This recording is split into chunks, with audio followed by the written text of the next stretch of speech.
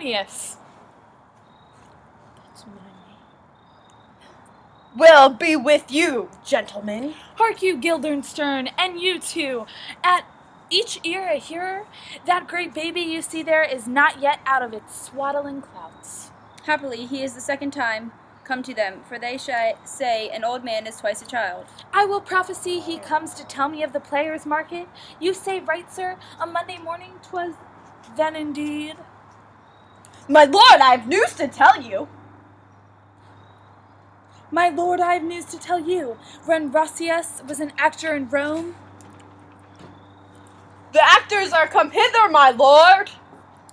Buzz, buzz. Yeah, you're not in yet. Upon my honor. Then came each actor on his ass. The best actors in the world, either for tragedy, comedy, history, pastoral, comical, historical, pastoral, tragical, historical, tragical, comical, historical, pastoral, scene, inevitable, dividable, Inevitable. or poem unlimited. Seneca cannot be too heavy, nor Plautus too light, for the law of writ and liberty, these are only men. Oh, Judge of Israel, what a treasure hast thou. What a treasure had he, my lord? Why, one fair daughter and no more, the which he loved passing well. Still on my daughter? Am I not it right, old Jephthah? If you call me Jephthah, my lord, I have a daughter that I love passing well. Nay, that follows not. What follows then, my lord? Why, as by a lot God wot, and then you know it came to pass, as most like it was. The first row of the pious chanson will show you more, for look where my abridgment comes. Enter The players. You are welcome, masters, welcome all. I am glad to see thee well. Welcome, good friends, O my old friend. Why thou faces valiant since I saw thee last? Comest thou to beard me in Denmark? What my young lady and mistress, by our lady your ladyship, is nearer to heaven than when I saw you last? By the altitude of Chopin. Pray God your voice like a piece of uncurrent gold.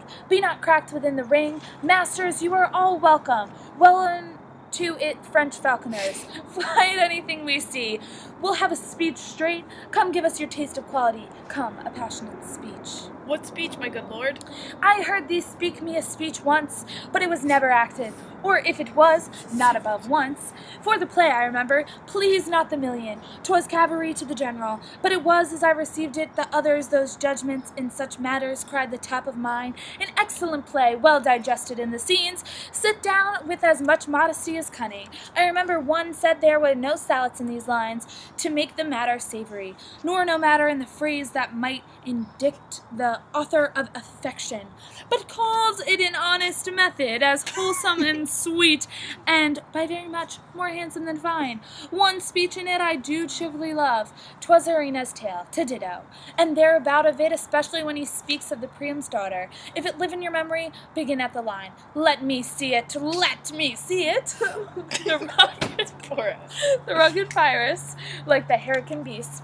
'Tis not so, it begins with Pyrrhus. The rugged Pyrrhus, whose sable arms, black as his purpose, did the knight resemble when he lay couched in the omnibus horse, hath now this dread and black complexion, smeared with heraldry more dismal, head to foot, now the total blues, horridly tricked with the blood of fathers, mothers, daughters, sons, baked and pasted with the parching streets that attend a tyrannous and damned light, to their lord's murder, roasted in wrath and fire, and thus overseed with cold gore. With eyes like carbuncles, the hellish Pyrrhus and the Grandshire Pyrum seeks. So proceed you. For God, my lord, well spoken with good accent and good discretion. Now, okay, stop. Now you're gonna.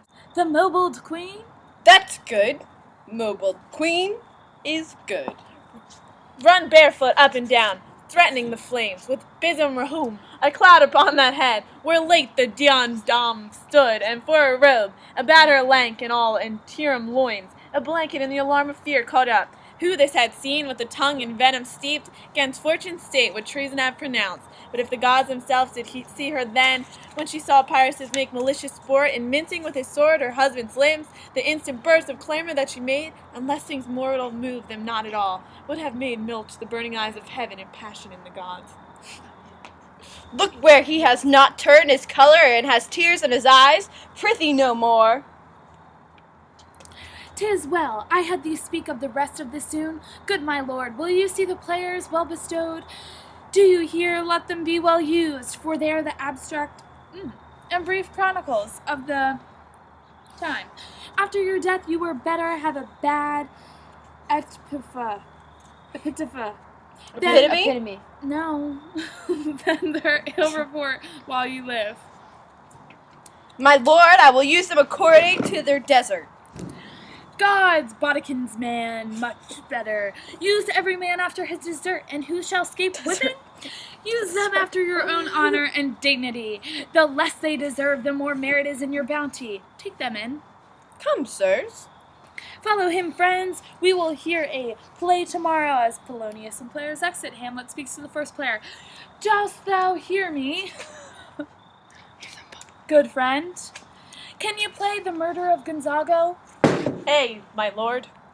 Well, hot tomorrow night, you could for a need study a speech of some dozen or 16 lines, which I would set down and insert it, could you not? Ay, my lord.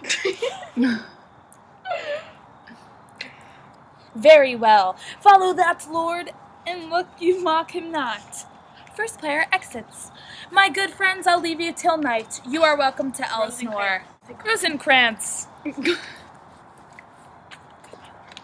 Good, my lord. Oh, we're done, and it's time for the soliloquy. Hamlet's soliloquy.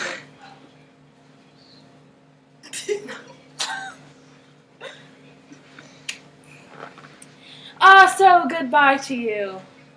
Now that I am alone, oh, what rogue and peasant slave I am! It is not monstrous that if this player here, but in fiction, in a dream of passion, could force his soul so to his own conceit, that from her working all his viage wand, tears in his eyes, distraction in his aspect, a broken voice, and his whole function suiting with forms to his conceit, and all for nothing, for Hecuba! What's Hecuba to him, or he to Hecuba, that he should weep for her? What would he do? Had he had the motive and the cue for passion that I have, he would drown the stage with tears, and cleave the general ear with horrid speech, make mad the guilty and appall for free, confound in the ignorant and amaze indeed, the very faculties of eyes and ears. Yet I, a dull and muddy-mettled rascal, peak like John a dreams, unpregnant of my cause, and can say nothing, no, not for a king upon those property and most dear life, a damned defeat was made. Am I a coward? Who calls me villain? Breaks my pate across, plucks off my beard and blows it in my face, tweaks me by the nose, gives me a lie through the throat, as deep as to the lungs. Who does me this? Ha, swounds, I should take it, for it cannot be but I am a pigeon-livered and lack gall. To make a Persian better, or ere this, I should have fatted all the region kites with slaves offal. Bloody body villain, remorseless, treacherous, lecherous, kindless villain. Oh, vengeance! Why, what an ass am I! This is most brave that I, the son of dear father murdered, prompt to the revenge by heaven and hell, must, like a whore, unpack my heart with words, a fall a-cursing, like a very drab, a sculling, fie upon the fall. About my brains, I've heard, that guilty creatures sitting at a play have, by the very cunning of the scene, been struck so to the soul that presently that they have proclaimed their malefactions. For murder, thou, it have no tongue, will speak with most miraculous organ. I'll have these players play something like the murder of my father, before mine uncle. I'll observe his looks, I'll tent him to the quick.